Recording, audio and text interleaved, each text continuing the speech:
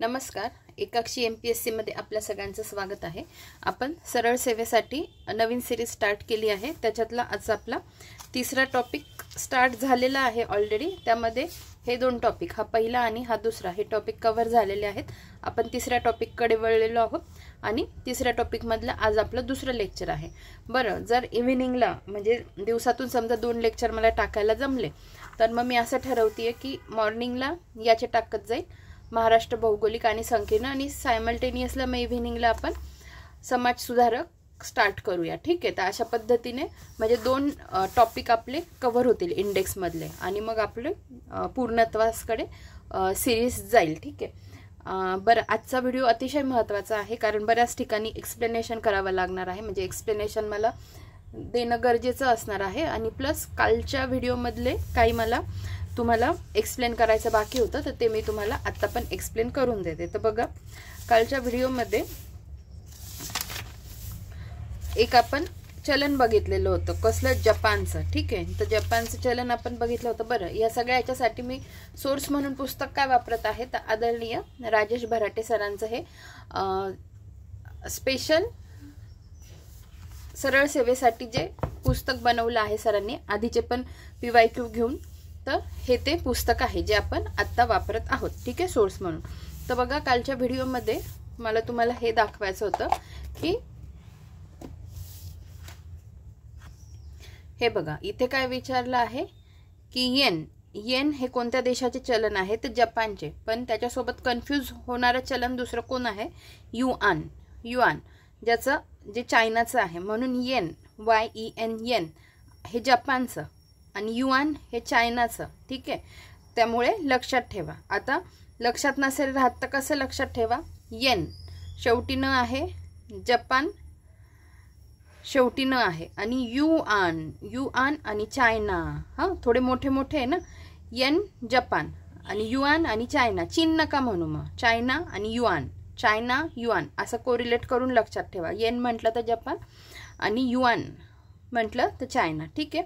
दुसरं, खिद्रापूर देवस्थान कोणत्या तालुक्यातील आहे तर शिरोळ तालुका आहे कोल्हापूरमधला. आणि कुठे म्हणजे ते काय आहे? श्री कोपेश्वर मंदिर आहे, जे शिवभगवानांचं मंदिर आहे. तर याचं मला तुम्हाला काय सांगायचं होतं की याच्यावर मी कम्युनिटी पोस्टवर पण याच्यावर प्रश्न टाकलेला आहे.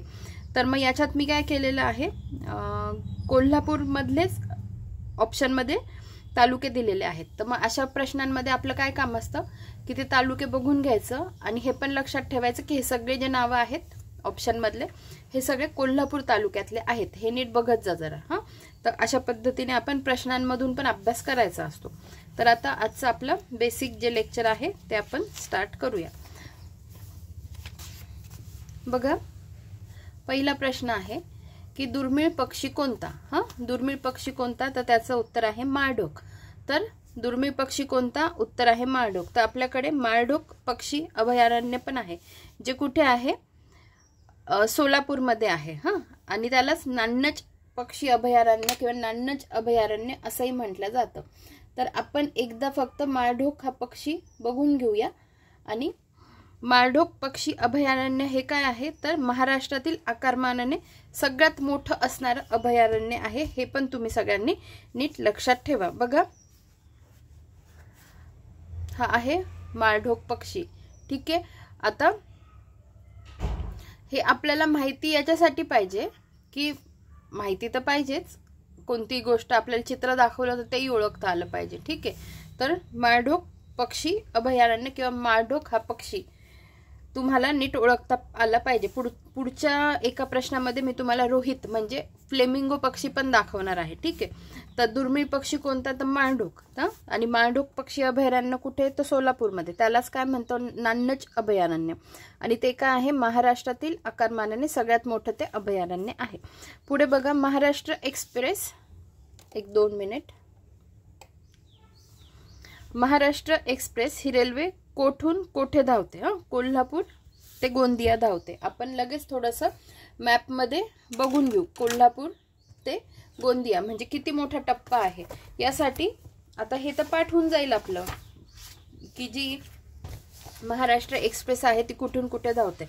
पण जर आपण बघून घेतलं तर आपल्याला जास्त लक्षात राहील. हे आहे कोल्हापूर बघा, कोल्हापूर एका टोकाला आणि गोंदिया बघा. ठीक आहे, तर अशा पद्धतीने कोल्हापूर ते गोंदिया महाराष्ट्र एक्सप्रेस धावते. ठीक आहे, पुढे बघा. उजनी धरण जलाशयाच्या परिसरात कोणते पक्षी मोठ्या प्रमाणात आढळतात? तर त्याचं उत्तर आहे रोहित पक्षी. तर आपल्याला रोहित पक्षी, ज्याला फ्लेमिंगो म्हणतात, हे पण माहिती पाहिजे. तर रोहित पक्षी बघून घ्या तुम्ही पण. बघा मी तुम्हाला दाखवते.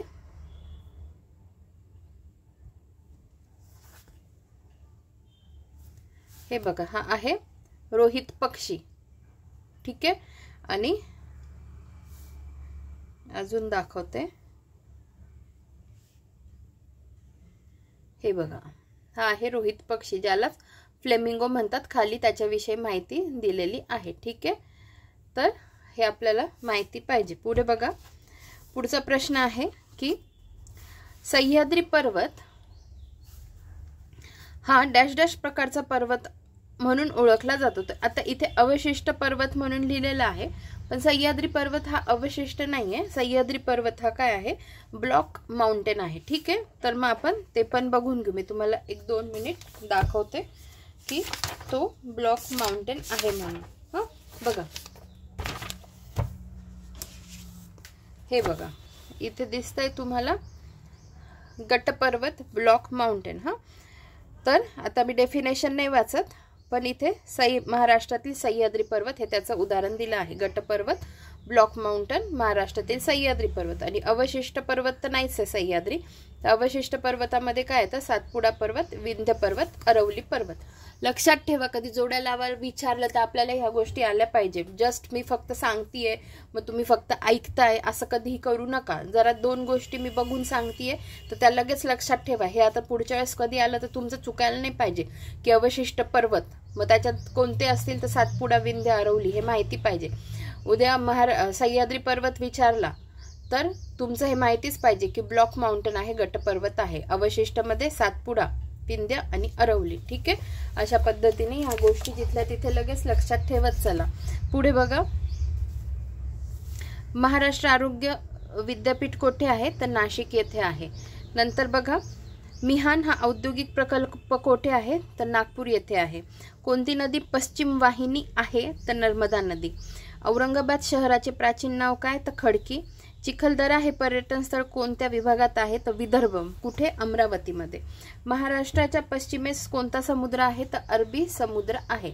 पुढे बघा, कर्नाटकातील कोणत्या ठिकाणी देशातील उपग्रह नियंत्रण केंद्र विकसित करण्यात येत आहे? तर हसन, कर्नाटक येथे. ठीक आहे, काय तर देशातील उपग्रह नियंत्रण केंद्र विकसित करण्यात येत आहे. कुठे? हसन, कर्नाटक येथे. पुढे बघा, कळसुबाई हे महाराष्ट्रातील सर्वोच्च शिखर कोणत्या जिल्ह्यात आहे? तर अहिल्यानगर जिल्ह्यात आहे.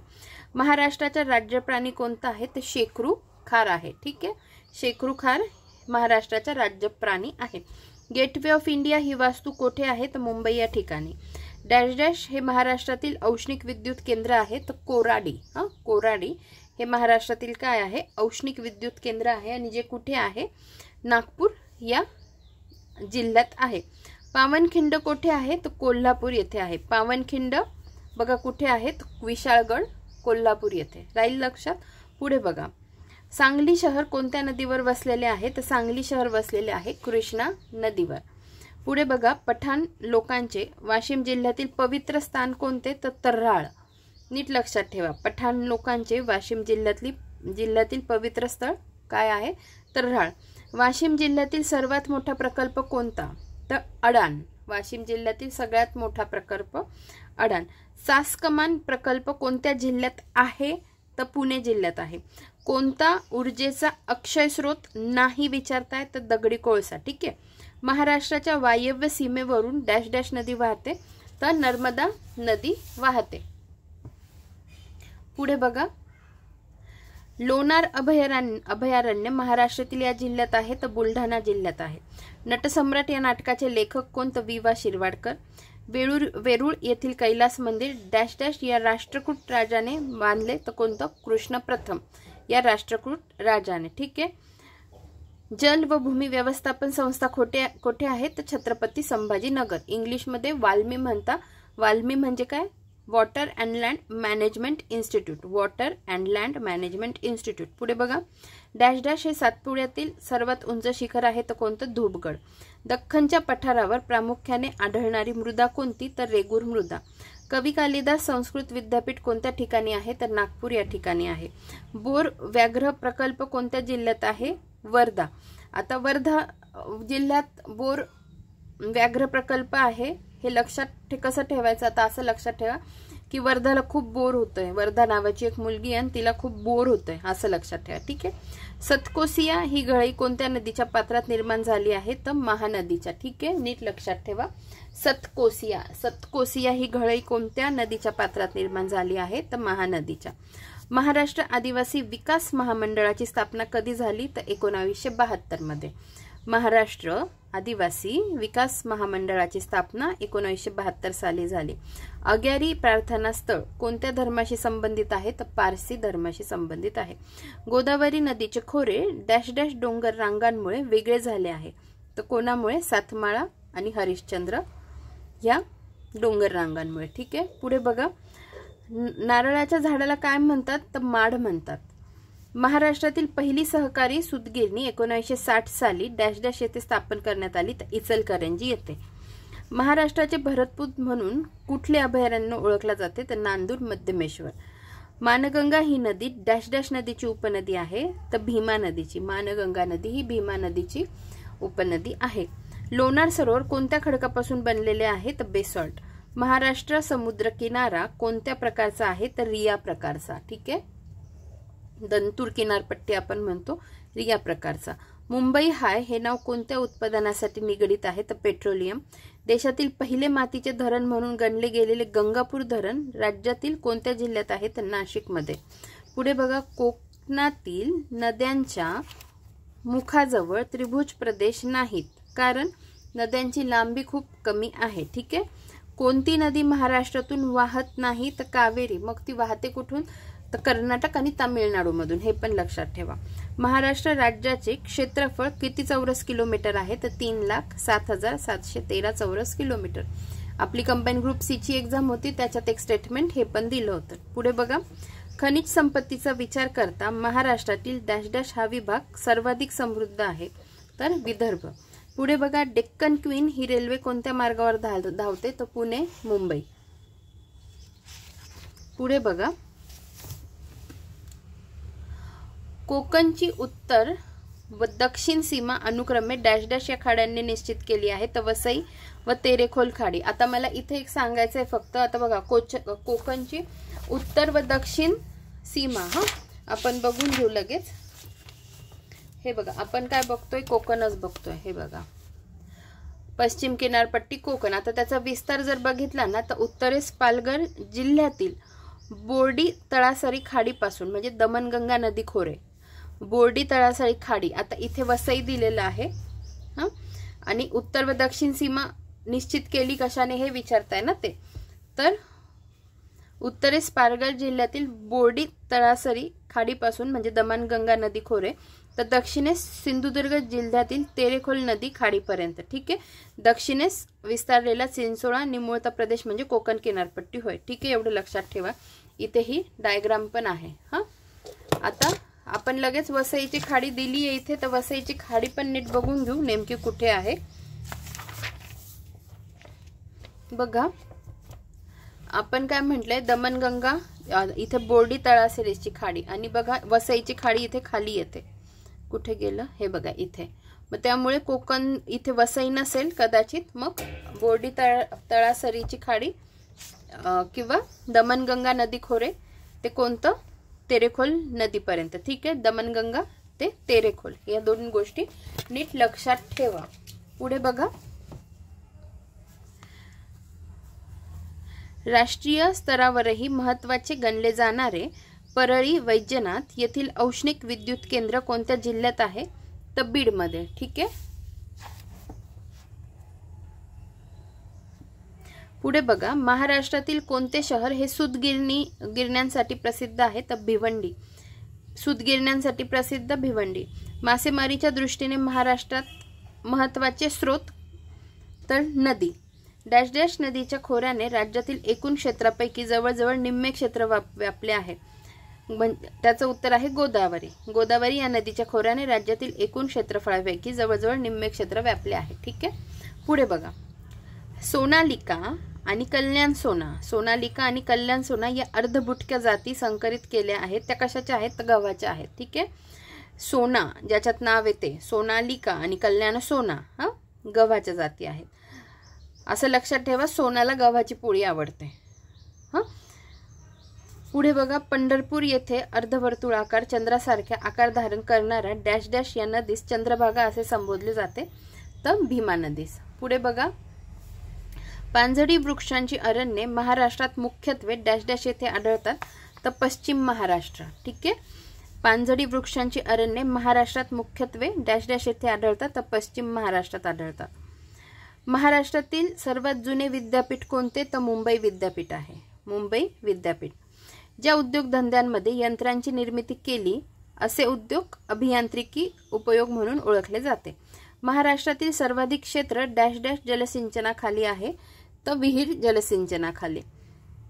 महाराष्ट्रामध्ये डॅश डॅश अन्नधान्याचे प्रमुख पीक आहे, तर ज्वारी हे अन्नधान्याचे प्रमुख पीक आहे. नाशिक येथील कुंभमेळा किती वर्षाने भरतो? तर 12 वर्षाने. संजय गांधी राष्ट्रीय उद्यान कोठे आहे? तर बोरीवली या ठिकाणी. महाराष्ट्रात मोनोरेल कोठे चालू आहे? तर मुंबई या ठिकाणी. कळसुबाई शिखर कोणत्या पर्वतावर आहे? तर सह्याद्री.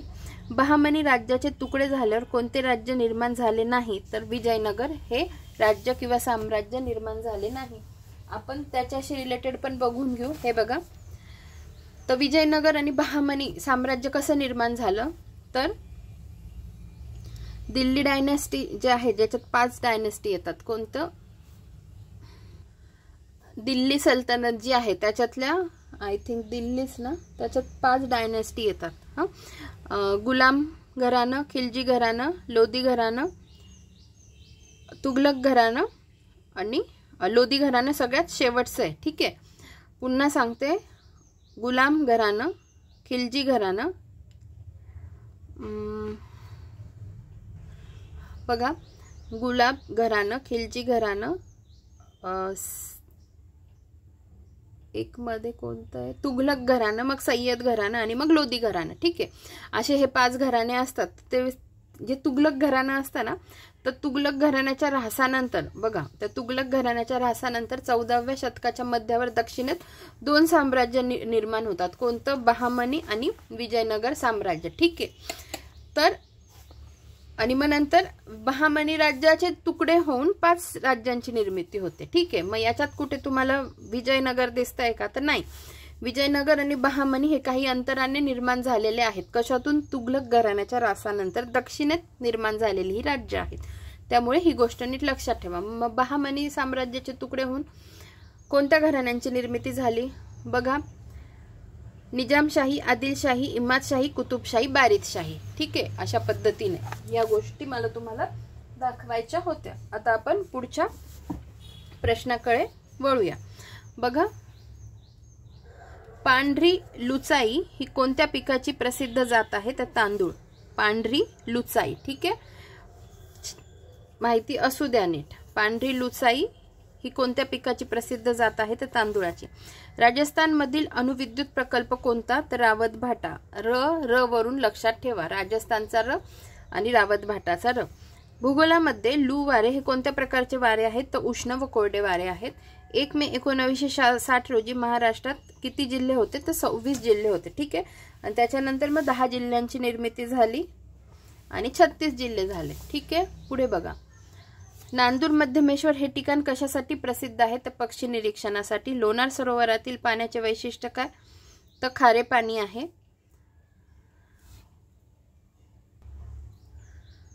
बघा, पुढचा प्रश्न हे बघून घ्या पुन्हा. लोणार सरोवरातील पाण्याचे वैशिष्ट्य काय? तर खारे पाणी आहे. उत्तरेकडून दक्षिणेकडे जाताना महाराष्ट्रातील तीर्थक्षेत्रांचा क्रम बघा. उत्तरेकडून दक्षिणेकडे जाताना विचारलेला आहे आणि तीर्थक्षेत्र दिलेले आहे. शेगाव, औंढ्या नागनाथ, तुळजापूर आणि पंढरपूर. तर आपल्याला माहिती पाहिजे. ठीक आहे, बघा हे स्थळ कुठे कुठे आहे. तुम्हाला लगेच मॅपमध्ये मी दाखवून देते, म्हणजे एकदा तुमचं बघून झालं तर नीट थोडं तुमच्या लक्षात राहील. तर शेगाव कुठे आहे? तर बुलढाण्यामध्ये आहे, औंढा नागनाथ हिंगोलीमध्ये आहे, तुळजापूर धाराशिवमध्ये, सोलापूर पंढरपूरमध्ये. ठीक आहे. तर बघा, बुलढाण्यामध्ये शेगाव आहे, नंतर हिंगोली आहे त्याच्या खाली, तिथे काय औंढा नागनाथ, त्याच्यानंतर उस्मानाबाद किंवा धाराशिवमध्ये काय तर तुळजामातेचं मंदिर, आणि सोलापूरमध्ये काय आहे? पंढरपूर आहे. तर मग या अशा पद्धतीने मॅप लगेच बघून घ्यायचा. पुढे बघा, माहुली येथे कृष्णा व डॅश डॅश नदीचा संगम आहे, तर वेण्णा नदीचा. मी काल का परवाच्या व्हिडिओमध्ये पण दाखवलंय तुम्हाला. कृष्णा आणि वेण्णा यांच्या संगमाच्या इथलं स्थान कोणतं? माहुली. त्याच्यावरची मी ट्रिक पण सांगितली होती. तर काय, कृष्णाने बाहुलीची वेणी घातली. आता बाहुलीवरून माहुली लक्षात ठेवायचं, वेणीवरून वेण्णा आणि कृष्णावरून कृष्णा नदी. नर्मदा नदीवरील प्रकल्पाचे नाव काय आहे? सरदार सरोवर प्रकल्प. भारतातील सर्वात मोठा त्रिभुज प्रदेश पश्चिम बंगालमधील कोणता? तर सुंदरबन. चांदोली धरण कोणत्या नदीवर आहे? तर वारणा नदीवर. ठीक आहे, चांदोली धरण वारणा नदीवर आहे. Central institute for cotton research कोणत्या शहरात आहे? तर नागपूर. चर्चेत असलेल्या मेडीगट्टा सिंचन प्रकल्प कोणत्या तालुक्यात आहे? तर सिरोंचा, गडचिरोली. ठीक आहे, मेडीगट्टा सिंचन प्रकल्प नीट लक्षात ठेवा. कोणत्या दोन राज्यांना इंद्रावती नदीचा पूल जोडणार आहे? कोणत्या दोन राज्यांना इंद्रावती नदीचा पूल जोडणार आहे? तर महाराष्ट्र आणि छत्तीसगड. लॉयड मेटल्स कंपनीने कोणत्या दोन तालुक्यात लोह खनिज उत्खनन सुरू केले आहे? तर इथे एटापल्ली लिहिलाय फक्त, एटापल्ली. तर अजून एक तालुका हवा होता, तर बघा एटापल्ली बघून घेऊ आपण, गडचिरोली मधला हा दिसतो इथे एटापल्ली. मग अजून एक हवा होता जो तर नाही आहे, पण एटापल्ली तर लक्षात ठेवा. ठीक आहे, बघा, लॉयड मेटल्स कंपनीने कोणत्या दोन तालुक्यात लोह खनिज उत्खनन सुरू केले आहे? तर एटापल्ली तालुक्यात. सिरोंच्या जवळ कोणत्या दोन नद्यांचा संगम होतो? तो गोदावरी आणि प्राणहिता. नीट लक्षात ठेवा. माधव चितळे समिती कोणत्या विषयाशी संबंधित आहे? तर जलसिंचनाशी. महाराष्ट्रात हिमृशालींचे उत्पादन कोणत्या शहरात होते? छत्रपती संभाजीनगर.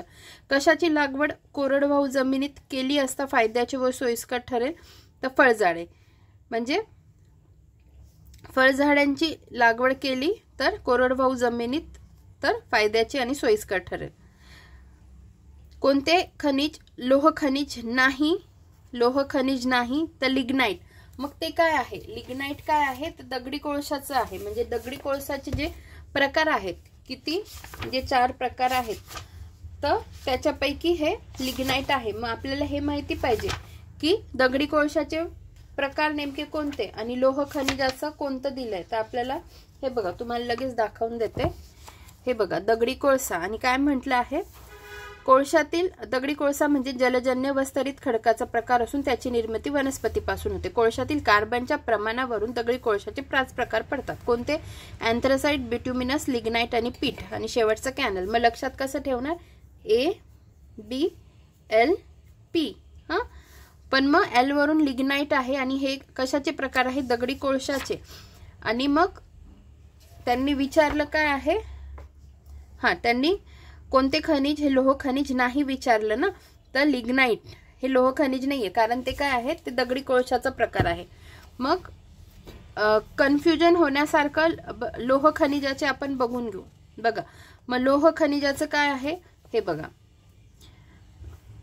लोह खनिजात असणाऱ्या लोहाच्या प्रमाणावरून 4 प्रकार पडतात. मॅग्नेटाइट, हेमेटाइट, लिमोनाइट, सिडेराइट. कसं लक्षात ठेवणार? माग, हेमाकडे, लिंबू, साधा. माग, हेमाकडे, लिंबू, साधा. माग वरून मॅग्नेटाइट, हेमाकडे म्हणजे हेमेटाइट, लिंबू म्हणजे लिमोनाइट आणि साधा म्हणजे सिडेराइट. नीट लक्षात राहील का? लोह खनिज म्हटलं की माग, हेमाकडे, लिंबू, साधा. आणि दगडी कोळसा म्हटलं तर ABLP म्हणजे काय? अँथ्रासाइट, बिट्युमिनस, लिग्नाइट आणि पीठ. राहील का लक्षात? तर पाठ जिथल्या तिथे करून घ्या. आणि मी जसं तुम्हाला म्हटलं की तुम्ही ट्रिक्सच्या बुक करा सगळ्या वेगवेगळ्या, ज्याच्यात मी तुम्हाला कंबाईन ग्रुप बीचं प्लॅनिंग सांगितलंय की जे ऑलरेडी थोडे सिनियर झालेले आहेत की त्यांना पोस्ट काढायची आहे, तर त्यांनी कशा पद्धतीने प्लॅनिंग करा. त्याच्यात मी जरा विस्तृत 1 तासाचा व्हिडिओ आहे तो, तर तुम्ही वेळ मिळेल तेव्हा बघू शकता, इच्छा असेल तर. त्याच्यात मी तुम्हाला सांगितलं वह्या करा. आता ह्याच छोट्या छोट्या गोष्टी तर तुम्ही तुमच्या वह्यांमध्ये लगेच नोट डाऊन करायचे आहेत. आता जे माझे लॉंग व्हिडिओ आहेत जे मी कंबाईन ग्रुप बी पूर्व परीक्षेचं ॲनालिसिस, कंबाईन ग्रुप बी आणि सी मुख्य परीक्षेचे ॲनालिसिस याचे जे व्हिडिओ बनवते ना, तर ते पण बघून घ्या. त्याच्यात खूप छोट्या छोट्या गोष्टी कळतायत. मी इतकं सांगते ना पोटतिडकीने, तर तुम्ही या गोष्टी जरा सिरियसली घ्या. त्याच्याने काय होईल, तुमच्याकडे खूप सारा अशी माहिती कलेक्ट होईल आणि तुमचा लीड मिळेल तुम्हाला तुमच्या एक्झाममध्ये आणि कोणत्या गोष्टीचं टेन्शन राहणार नाही. ज्यांना सरळ सेवा करायची आहे त्यांनी सिन्सिअरली हे व्हिडिओ बघा, पण त्यांना समजा बोर होत असेल तर त्यांनी तिकडचे व्हिडिओ जाऊन बघा आणि बाकीच्यांनी तर सगळेच व्हिडिओ बघा, कारण सगळ्या गोष्टी सगळीकडेच माहिती आहे. उलट सरळ सेवावाल्यांनी पण लॉंग व्हिडिओ खूप मन लावून ऐकायला पाहिजे, त्याच्यातले पॉईंट्स लिहून काढायला पाहिजे. माझे बघा, दुसरे कोणाचे बघा, पण तुम्हाला वह्या तयार करा. मी माझंच प्रत्येक वेळेस उदाहरण देत असते ना, तर त्यानुसार म्हणजे मी सगळ्या ट्रिक्स एकाच वहीत लिहिल्या सगळ्या सब्जेक्टच्या. मला वेगवेगळ्या वह्या करायच्या होत्या पण मला जमलं नाही, वेळ नव्हता माझ्याकडे. पण आता तुम्हाला जमत असेल तर ॲटलिस्ट तुम्ही तरी करा, हे माझं म्हणणं आहे. जाऊ द्या, आपण पुढच्या व्हिडिओकडे वळूया. कारण माणूस कोणी किती बडबड केलं ना तर त्याच्याने नाही सुधरत. माणूस अनुभवाने सुधारतं. म्हणून अनुभव हा सगळ्यात मोठा गुरु असतो आपला आणि जो दिशादर्शक ठरतो. ठीक आहे, बघा. नवरात्र उत्सव कोणत्या देवाच्या उपासनेसाठी समर्पित आहे? आदिशक्ती. महाराष्ट्रातील कोणत्या नामांकित स्वातंत्र्य सैनिकाला अंदमान निकोबार बेटाच्या सेल्युलर जेलमध्ये कारावासात ठेवले होते? तर विदा सावरकर. आता अजून एक गोष्ट सांगते, अभ्यासाशी रिलेटेडच आहे, थोडंफार बोलते मी आता मध्ये मध्ये. तर आम्ही आता गोव्याला गेलो होतो ना, तर त्याच्यात मी जे एज्युकेशनल व्हिडिओ शूट केलेले आहेत ते मी अपलोड केले. त्याच्यात मला सगळ्यात जास्त आवडणारा पॉईंट होता अगोडा फोर्ट जेल म्युझियम. त्याच्यात मी ॲटलिस्ट 5 व्हिडिओ बनवले आहेत टप्प्याटप्प्यात आणि छोटे छोटेच आहे. एकच व्हिडिओ 12 मिनिटाचा आहे, बाकी 3 मिनिटं 2 मिनिटं असे व्हिडिओ आहे.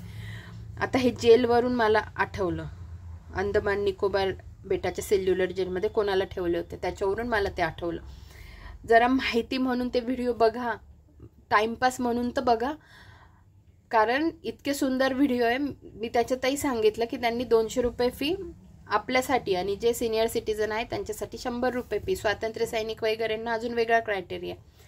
त्याच्यात त्यांनी, आता मी ते सांगण्यात नाही वेळ घालवत, पण ते 1 पासून 5 पर्यंत ते सगळे व्हिडिओ बघा. तुम्हाला त्याच्यातून कळेल की काय काय दिलंय त्यांनी फॅसिलिटी. आणि तिथे वेळ काढून गेलं तर आपला अख्खा दिवस पण तिथे जाऊ शकतो. पण अख्खा दिवस जरी नाही काढायचा तर ॲटलिस्ट माहिती म्हणून ते सगळं बघून घ्या. खरंच छान आहे त्यांनी तिथे दिलेलं.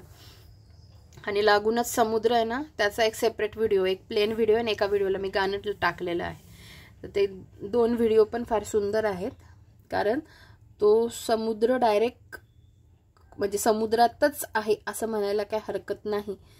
तर ते सगळंच बघण्यासारखं आहे. चला पुढे. UNच्या वार्षिक सभेसाठी अध्यक्ष म्हणून निवडली गेलेली पहिली भारतीय व्यक्ती कोण? तर विजयालक्ष्मी पंडित. या कोण होत्या?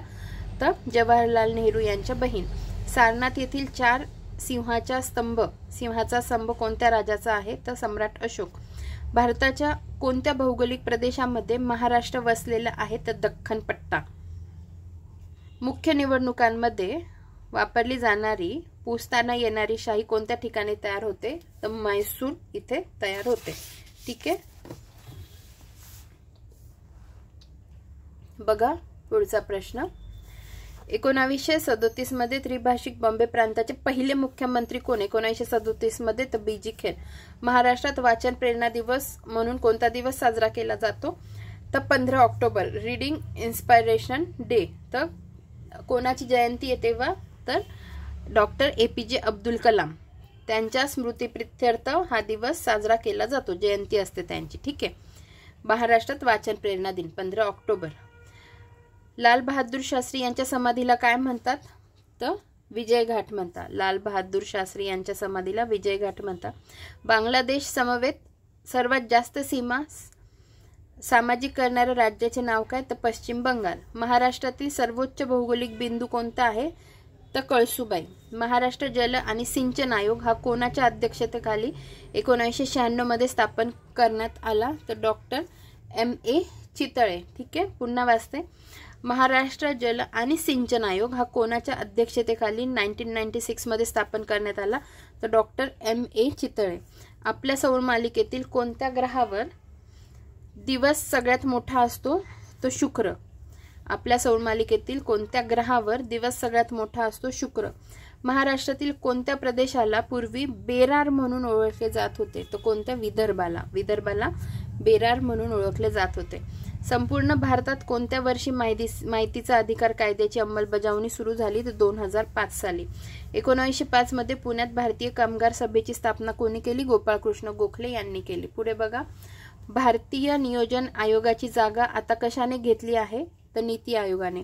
मनुष्य काय उत्सर्जित करतो? तो युरिया. ठीक आहे, युरिया. भारत शेजारील कोणत्या देशाला आर्बोटारे सेरेडिब म्हणून संदर्भिले जाते? तर श्रीलंकेला. मुंबईमधील जवाहरलाल नेहरू बंदराला कोणत्या नावाने ओळखले जाते? तर नावाशेवा. कोणत्या? 1867 साली मुंबईमध्ये प्रार्थना समाजाची स्थापना कोणी केली? डॉक्टर आत्माराम पांडुरंग तर्खडकर यांनी. कोणत्या शहरात संजय गांधी राष्ट्रीय उद्यान महाराष्ट्रात स्थित आहे? तर मुंबई बोरीवली या ठिकाणी. मराठी राजा म्हणून छत्रपती शिवाजी महाराजांचा वारसा कोणी सांभाळला? शाहूजी पहिला यांनी. महाराष्ट्रातील कोणत्या विभागामध्ये सर्वाधिक खनिज क्षेत्र आहे? तर नागपूर विभागात. ठीक आहे, पुढे बघा. 1832 मध्ये पहिले अँग्लो मराठी वृत्तपत्र बॉम्बे दर्पण कोणी सुरू केले? तर बाळशास्त्री जांभेकर. सरदार वल्लभभाई पटेल राष्ट्रीय पोलीस अकादमी कोणत्या ठिकाणी आहे? तर हैदराबाद या ठिकाणी. तानसेन हा कोणत्या सम्राटाच्या दरबारातील गायक होता? तर अकबर. सर्वात प्रखर ग्रह कोणता? तर शुक्र. राष्ट्रीय जल संसाधन परिषद म्हणजे काय? नॅशनल वॉटर रिसोर्स काउन्सिलची स्थापना डॅश डॅश रोजी करण्यात आली? तर 1983 ला करण्यात आली. पूर्णपणे शेतकऱ्यांना समर्पित असलेली शासकीय दूरचित्रवाणी कोणती? तर DD किसान. पंचशील कराराची घोषणा कोणी केली? जवाहरलाल नेहरू यांनी केली. पहिला भारतीय मूकचित्रपट कोणता? राजा हरिश्चंद्र. ठीक आहे, 1913 ला आलेला तो सायलेंट मूवी. इस्रोने प्रक्षेपित केलेली पहिली अंतराळ वेधशाळा ॲस्ट्रोसॅट. महाराष्ट्रामधील एकूण संभाव्य खनिज क्षेत्र हे राज्याच्या एकूण भौगोलिक क्षेत्राच्या किती टक्के आहे? तर 19%. महाराष्ट्रामधील एकूण संभाव्य खनिज क्षेत्र हे राज्याच्या एकूण भौगोलिक क्षेत्राच्या किती टक्के आहे? तर 19%. जगातील रेल्वेमधील पहिले रुग्णालय कोणते? Lifeline express. ठीक आहे, जगातील रेल्वेमधील पहिले रुग्णालय लाईफलाईन एक्सप्रेस. पश्चिम महाराष्ट्रामधील साताऱ्याजवळ वसलेल्या फुलांच्या दरीचे नाव काय? भांबवली. पुढे. अग्निपंख हे कोणाच्या आत्मचरित्राचे नाव आहे? डॉक्टर APJ अब्दुल कलाम यांचे. राष्ट्रीय वनस्पती स्वास्थ्य प्रबंधन संस्था कोठे आहे? हैदराबाद. महात्मा गांधी राष्ट्रीय सागरी उद्यान कोठे आहे? पोर्ट ब्लेअर. लोकसभेतील विरोधी पक्षनेत्या म्हणून राहिलेल्या पहिल्या महिला कोण आहेत? तर सोनिया गांधी. लोकसभेतील विरोधी पक्षनेत्या म्हणून राहिलेल्या पहिल्या महिला कोण आहेत? सोनिया गांधी. महाराष्ट्रामध्ये Visvesvaraya national institute of technology कुठे आहे? तर नागपूर येथे. भारताच्या सध्याच्या कोणत्या राज्यामधून रेल्वेने पहिली प्रवासी ट्रेन चालवली आहे? तर महाराष्ट्र. 1853. कोणास भारताचे पितामह म्हणून ओळखतात? दादाभाई नौरोजी. ध्रुवीय हिमशिखर कशामुळे वितळत आहे? हरितगृह परिणाम, ग्रीन हाऊस गॅस इफेक्ट. ठीक आहे, तर अशा पद्धतीने आजचा व्हिडिओ आपला इथेच समाप्त होतो आहे. तर मला थोडंसं बोलायचं आहे. ज्यांना थांबायचं असेल ते ऐकू शकता, बाकीच्यांनी गेलं तरी चालेल. कोणालाही माझं बाकीचं बोलणं ऐकायचं मी कंपल्शन कधी केलं नाही, कधी जन्मात करणारही नाही. तर मला हे सांगायचं होतं की तर खरंच ज्यांना खरंच मनापासून ऐकायची इच्छा आहे त्यांनी खरंच बळजबरी कोणी थांबू नका, म्हणजे मला जरा निवांत बोलता येईल. तर मला हे सांगायचं होतं की जशी आपल्या ह्या सिरीज चालू आहे तसंच मला एक संडेसाठी एक नवीन सिरीज स्टार्ट करायची होती, ज्याच्यात मी काय सांगणार आहे, माझे अनुभव कशाशी रिलेटेड. मी समजा एखादं पुस्तक वाचलं, मी समजा एखादा मूवी बघितला, तर मला काही काही गोष्टींनी खूप काही त्याच्यातून मला काहीतरी मिळतं. फॉर एक्झाम्पल, मिशन राणीगंज कोणी कोणी बघितलं आहे मला माहीत नाही, पण मला तो मूवी फार आवडलेला. त्याच्यातल्या 2 गोष्टी मला फार आवडल्या होत्या. मी जस्ट थोडक्यात तुम्हाला सांगते. मिशन राणी, आणि जेव्हा मी हे बघेल आणि जेव्हा मला एखादी गोष्ट आवडेल तर त्या गोष्टी मला तुमच्यापर्यंत आणायच्या आहेत. तर त्या मूवीमध्ये मधून मी 2 गोष्टी शिकले, की एक तर माझी धडपड. आता मी तुम्हाला अजून एक सांगते. मला हा प्रश्न विचारला होता इंटरव्ह्यूला, मॉक इंटरव्ह्यूला, की अशी तुमच्यात काय गोष्ट आहे जी तुम्हाला अधिकारी बनण्यासाठी, म्हणजे ही एक गोष्ट तुम्हाला लागू पडते की आम्ही तुम्हाला का बनवावं. तर मग मी त्याचं उत्तर, म्हणजे ॲक्च्युली मी एक पहिला मॉक दिला होता ना, तिथे मला हा प्रश्न विचारला आणि दुसऱ्या दिवशी मग मला हे विचारलं की आधीच्या मॉकमध्ये तुम्हाला काय काय विचारलं. मग त्याच्यात मी त्यांना सांगितलं की मला हा प्रश्न विचारला. मग सर म्हटले की तुम्ही काय उत्तर दिलं. मग मी त्यांना जे उत्तर दिलं ना ते त्यांना फार आवडलं. ते म्हणे सुंदर उत्तर दिलं म्हणजे त्यांनी. तर म्हणजे ते उत्तर माझं छानच होतं. पण मला तुम्हाला सांगायचं काय आहे की मिशन राणीगंज, मग जे मी त्यांना उत्तर दिलं ना, तर ते असं माझ्या, कारण तशी मी आहे हे मला जाणवतं आणि म्हणून अशा पिक्चरने मी प्रभावित होते की मला असे पिक्चर आवडतात. तर मिशन राणीगंजमधली मला कोणती गोष्ट सगळ्यात जास्त आवडली होती, तर जेव्हा ते कामगार खाणीमध्ये सापडतात, तर जी अक्षय कुमारची जी धडपड दाखवली आहे ना त्यांना सोडवण्यासाठी, त्याची जी तळमळ दाखवलेली आहे, तो ज्या पद्धतीने त्या गोष्टीसाठी लढा देतो, स्वतःच्या जीवपणाला लावतो, ही त्याची एक गोष्ट. आणि दुसरीकडे म्हणजे ही एक गोष्ट तुम्ही लक्षात ठेवा. आणि दुसरी एक गोष्ट तुम्हाला सांगते. आणि दुसरा पॉईंट काय, की आपण एखाद्या संकटात सापडलेलो असताना, म्हणजे कोण, ते कामगार लोक, जेव्हा आपण एखाद्या संकटात सापडलेलो असताना आपण ही हिंमत हरायची नसते की आपल्याला कोणी सोडवायला येणारच नाही, तर आपण हातावर हात धरून बसायचं नसतं. आपण तोपर्यंत आपले मार्ग शोधायचे असतात.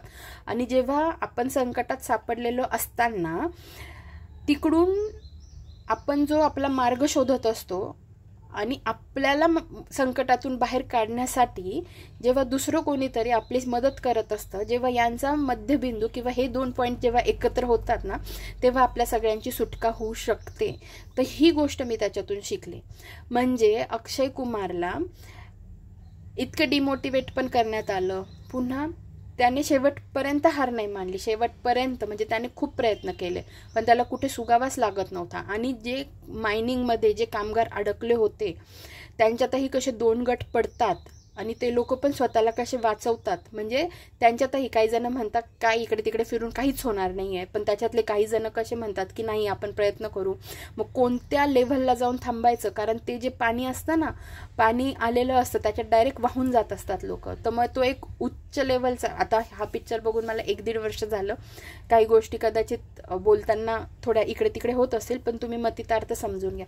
मग ते मायनर्स जे असतात त्यांच्यामध्ये पण कसे मतभेद होतात आणि त्याच्यातूनही त्यांना एकत्र येऊन कसं पुढे जायचं असतं आणि अशा लेव्हलला जाऊन थांबायचं असतं खालच्या खाली, की जो पॉईंट सर्वोच्च असेल, आणि त्या पाण्यातून त्यांना पुढे जायचं असतं. किंवा पाणी जरी आलं मग त्यांना तिथून सेफ व्हायचं असतं, पण एक स्ट्रीम इतकी फ्लोमध्ये इतकी मोठी येते की त्याच्यातून त्यांना पुढे जायचं असतं. मग ते त्या पाण्याच्या फ्लोमधून कसे जातात.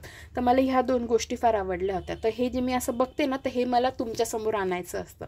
तर मग मला सांगायचं काय, मी तर मला जेव्हा इच्छा होईल तेव्हा मी हे स्टार्ट करून टाकेल. पण तुम्ही बघा, तुम्हाला खरंच आवडत असेल ना तर तुम्ही ह्या गोष्टी बघा, कारण याच्यातून 2 गोष्टी शिकायला मिळतात आणि खूप छान वाटतं. मी दुसरं एक्झाम्पल देते, हे तर मी फार थोडक्यात सांगितलेलं, की ह्या 2 गोष्टी मला आवडल्या, की आपणही कधी ना दुसऱ्यांना वाचवण्याचे प्रयत्न कधीच सोडायचे नाही, कधीही नाही. मी तुम्हाला सांगू, माझी असिस्टंट सेक्शन ऑफिसरची मेन्स होती आणि तेव्हा म्हणजे 2 दिवसावर मेन्स होती आणि आमच्या पार्किंगमध्ये एक छोटंसं पिल्लू आहे ना, चिमणीचं होतं का काय मला माहीत नाही, ते पिल्लू रात्रीचं खाली पडलेलं होतं.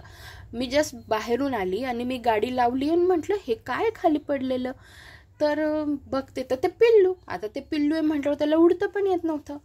म्हटलं आता करायचं काय, आणि याला जर आपण दुर्लक्ष केलं, याला तसेच सोडून दिलं तर मग तर याला मांजर खाऊन गेल. आणि ह्या गोष्टी झालेल्या आहेत, मी डोळ्यांनी बघितलेल्या आहेत की अक्षरशः जर आपण लक्ष दिलं नाही तर मांजर डायरेक्ट अटॅक करते. तर मग म्हटलं आता करायचं काय, मी त्या पिल्लाला एक क्षणही सोडलं नाही. माझी परीक्षा होती 2 दिवसावर. आता तुम्ही सांगा की परीक्षा जवळ असताना आपल्याला किती गोष्टी महत्त्वाच्या असतात. पण म्हटलं आता जर मी ह्या पिल्लाला सोडलं तर आपण कर्तव्यापासून चुकतोय, म्हणून माझ्यासाठी आद्य कर्तव्य होतं त्या पिल्लाचा जीव वाचवणं. मग मी पक्षी मित्रांना फोन केला. पक्षी मित्रांचे नंबर पण आहेत माझ्याकडे. सुदैवाने ते लोक पण कधी पण म्हणतात की तुम्हाला काही असेल तर आम्हाला सांगा, आम्ही एनी टाईम रेस्क्यू करू.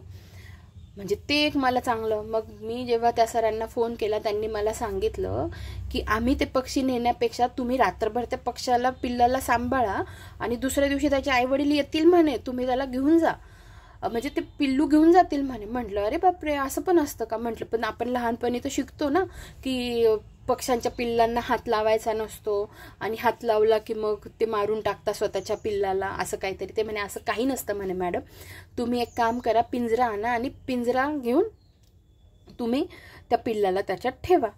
मग आता ही गोष्ट तर आमच्यासाठी फार मोठी होती, कारण मी असं कधी पिल्लाला कधी हात लावलेला नाही, आणि ते पिल्लू खरंच उडू पण शकत नव्हतं. आणि मी हे पण पाहिलं कुठे घरटं दिसतंय का, आपण घरट्यात पिल्लू ठेवून देऊ. तर मग नंतर काय झालं, मग शेवटी मी माझ्या घरच्यांना खाली पार्किंगमध्ये येऊन थांबायला सांगितलं. म्हटलं जरा थांबा, त्या पिल्लाकडे लक्ष ठेवा. तोपर्यंत मी गेली, ती रात्रीची गोष्ट ही सगळी बरं का. रात्री गेली आणि इमर्जन्सीमध्ये मी शोधलं कुठे पिंजरा मिळतो का. तो पिंजरा आणला. तो पिंजरा अजूनही आमच्याकडे. तो पिंजरा आणला आणि त्या पिंजऱ्यात त्या पिल्लूला ठेवलं रात्रभर. आणि ते तर बिचारं घाबरलेलंच होतं. मी तुम्हाला पुढच्या वेळेस फोटो दाखवेल. ते बिचारं घाबरलेलं, आणि त्याला मग कसं बसं त्याच्यात ठेवलं आणि त्या दांडीवर बसवून दिलं. त्या दांडीवर बसवून त्याच्यासाठी खाण्यासाठी पण आम्ही दाणे टाकले, पण ते बिचारं घाबरलेलंच इतकं होतं. मग ते काही हसतही नव्हतं. हसणार कसं ना, ते हसत नाही. ते काही चिवचिव पण करत नव्हतं, काही आवाज पण करत नव्हतं, पण गरिबासारखं बसलं होतं. मग आम्ही पण त्याला काही जास्त ओळख दाखवण्याचा, कारण ओळखच नसल्यावर ते कसं काय आपल्यासोबत फ्री होईल ना. तर मग मी त्याला शेवटी त्या दांडीवर बसवून दिला आम्ही, आणि मग त्याच्यावर आहे ना हलका कपडा टाकून दिला की जेणेकरून त्याला असं नको वाटायला आम्ही सारखं त्याच्याचकडे बघतोय. मग त्याच्यावर ते फडकं टाकून दिलं पिंजऱ्यावर, तेव्हा त्याला थोडं बरं वाटलं. आणि जेव्हा पहाट झाली ना, पहाट झाल्यावर त्याचा आवाज यायला लागला, आणि बाहेर त्याच्या आईवडिलांचा पण आवाज यायला लागला. मग शेवटी मग तो पिंजरा घेऊन गेली, आणि तिथून त्याला बरोबर मी बाहेर असं आपलं भिंतीची कड असते ना त्याच्यावर बसवलं. तेव्हा त्याचे आई बाबा दोघं पण आलेले होते. ह्या अशा गोष्टी माझ्यासाठी इतक्या म्हणजे नवीन काहीतरी शिकवून देणाऱ्या आहेत. तर ह्याच अशाच गोष्टी मला तुमच्यासोबत शेअर करायच्या आहेत. हे तर जस्ट मी तुम्हाला एक एक्झाम्पल सांगितलं की ते पिल्लू आम्ही ते सांभाळलं आणि ते दुसऱ्या दिवशी खरंच गेलं. तर असे खूप अनुभव आहेत माझ्याकडे, खूप खूप खूप अनुभव आहे. म्हणजे मी जर म्हणते ना स्पर्धा परीक्षा आणि माझे अनुभव, हा जर एक सिरीज आहे तर माझ्या आयुष्यातल्या अशा इतक्या घटना आहेत ज्या मी सांगू शकते ह्या पद्धतीच्या. तर ते म्हणजे तो एक खूप छान इन्सिडन्स होता माझ्यासाठी की देवाने ती संधी दिली मला, आणि त्या संधीतून म्हणजे त्या संधीचं मी सोनं केलं माझ्या दृष्टीने. जरी माझी एक्झाम होती, कारण जर त्या पिल्लाला मी सोडलं असतं तर मला आयुष्यभर रुख लागली असती की आपण दुर्लक्ष केलं. ठीक आहे, तर ते एक झालं, ते एक सांगायचं होतं. दुसरी गोष्ट, मी एक पुस्तक वाचलेलं. म्हणजे लहानपणापासून मला पुस्तक वाचण्याची अजिबातही आवड नाही. म्हणजे मी फक्त माझ्या MPSCच्या क्षेत्रातली पुस्तकं वाचली आणि माझ्या मेडिकलशी रिलेटेड ग्रंथ वाचलेले आहेत, अभ्यास केला. बाकी मी अजिबातही मला वाचण्याची आवड नाही. पण मी माझ्या आयुष्यात 2 पुस्तकं वाचली होती. एक धनंजय कादंबरी वाचली होती, ती मला इतकी आठवत नाही. पण मी एक पुस्तक आणलं होतं जे माझ्या बहिणीने आणून दिलं होतं, कारण घरात आईला आणि बहिणीला खूप वाचायची आवड आहे. तर ते पुस्तक कसं सुदैवाने माझ्या हातात पडलं. त्या पुस्तकाचं नाव होतं द ब्रेड विनर, आणि त्याच्या लेखिका होत्या डेबोरा एलिस, आणि ते मराठी अनुवादित पुस्तक होतं, आणि ते होतं अपर्णा वेलणकर यांनी मराठीत अनुवादित केलेलं.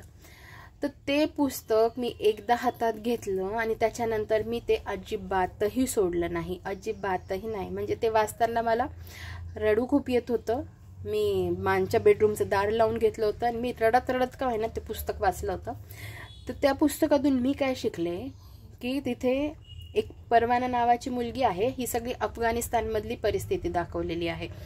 तर मग जेव्हा तिथली परिस्थिती कशी आहे आणि मग कसं तिथल्या स्त्रियांना बाहेर पडता येत नाही आणि मग ती लहान वयातच असते, कोवळ्या वयात असते, आणि जेव्हा तिला ते वडिलांना तिच्या तालिबानी लोक घेऊन जातात तेव्हा तिला कसं तिच्या घराच्यासाठी चरितार्थ चालवण्यासाठी पुरुषाचा वेश घेऊन तिला फिरावं लागतं. ती लहान असते आणि म्हणून त्या पुस्तकाला द ब्रेड विनर नाव दिलेलं आहे. त्याचा दुसरा पार्ट पण आलेला, तो पण मी वाचला, कारण सगळ्यांचीच वाताहत होते आणि तिने कसं तिच्या घरचा चरितार्थ चालवला आणि ते करता करताच ती कशी मोठी होते हे त्या पुस्तकात दिलेलं आहे.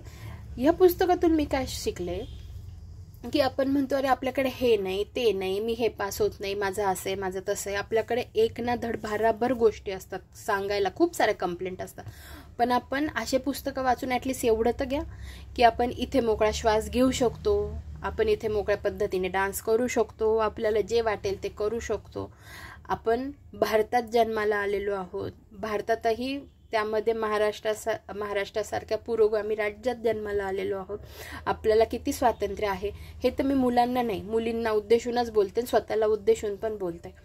मग मला हे तुम्हाला काय सांगायचं होतं की ह्या पुस्तकांमधून, ह्या अपू पिक्चरमधून मी काय शिकते, तर मला ह्या गोष्टी खूप भावतात आणि ह्या गोष्टी मला तुमच्यापर्यंत आणायच्या आहे. हे सगळं मी फार थोडक्यात सांगितलं. मी याच्या पलीकडे जाऊन खूप शिकली आहे आणि खूप बोलू शकते. तर मला हे तुम्हाला जस्ट हे सांगायचं होतं की मी भविष्यात जर ह्या पद्धतीने ह्या गोष्टी राबवायला सुरुवात केली आणि जर तुम्हाला आवडलं, मी माझ्या जन्मात कधीच कोणाला कोणत्या गोष्टीची बळजबरी केली नाही आणि कधी करणार पण नाही. कारण जे आपल्या आयुष्यात टिकणार असतं ते स्वतःच्या इच्छेने टिकणार असतं. कधीच कोणाला आपण आपल्या मुठीत बंद करून नाही ठेवू शकत, मग ती व्यक्ती असो किंवा कोणती घटना असो, कधीच नाही. जे येणार असतं ते येणार असतं आणि जे आयुष्यातून बाहेर जाणार असतं ते जाणारच असतं. त्यामुळे येणाऱ्याला येऊ द्यायचं, जाणाऱ्याला जाऊ द्यायचं, असं नेचर माझं आहे. तर जस्ट मी तुम्हाला हे एक सांगितलं की अशा पद्धतीने आहे. मी बबली बाउन्सर पिक्चर बघितला होता, तो सुद्धा मला आवडला होता, त्याच्यातूनही मी काय शिकले, तर असं आहे.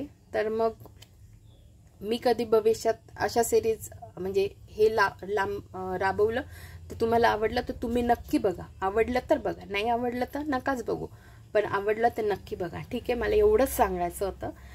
ज्यांनी कोणी माझे हे ऐकलं त्यांच्यासाठी मी मनापासून आभार व्यक्त करते आणि ज्यांनी नाही ऐकलं त्यांनी ॲटलिस्ट व्हिडिओ तर ऐकला त्याच्यासाठी पण मी आभार व्यक्त करते. तर आपण लवकरच भेटूया पुढच्या व्हिडिओमध्ये. धन्यवाद.